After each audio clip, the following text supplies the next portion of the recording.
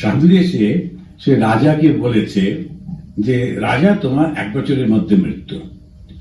রাজা পছন্দ হয়নি, কিন্তু প্রচন্ড ভয় পেয়ে গেছে।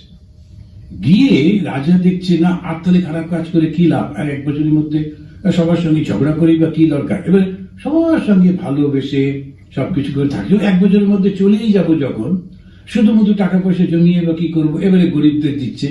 ফল কি হলো, সবাই খুব রাজাকে ভালোবাসতে লাগলো, যে রাজা কি ভালো, আমাদের জন্য কত কি করেন, ইত্যাদি ইত্যাদি। এবারে রাজা ওই সাধুর উপরে খুশি। একটা গল্পের মধ্যে আছে যে রাজাকে কেউ পছন্দ করতো না। সাধুর কাছে উনি গেলেন, গিয়ে বললেন, আমাকে একটু বলুন তো কি অসুবিধাটা কোথায়, কেন লোকগুলো। উনি বললেন, না ওসব ছেড়ে দাও, তোমার তো 1 বছরের মধ্যে মৃত্যু দেখতে পাচ্ছি একেবারে। তখন রাজা লাফিয়ে উঠে বলছে, আমি এলাম যে লোকে আমাকে কি করে পছন্দ করবে, ভালোবাসবে, সেসব বলো না, মৃত্যু আমি দেখতে পাচ্ছি, আমি কি করবো। এই বলে রাজার ভয় ঢুকে গেল।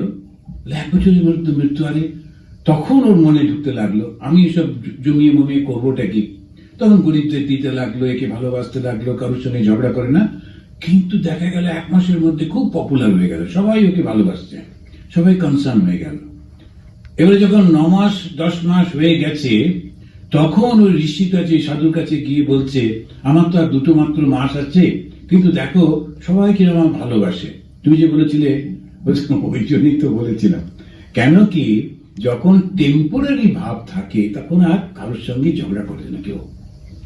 এই জন্যই সবসময় মনে করতে হয়, সংসার বিদেশে, বিদেশির বেশে, ভ্রম কেন অকারণে।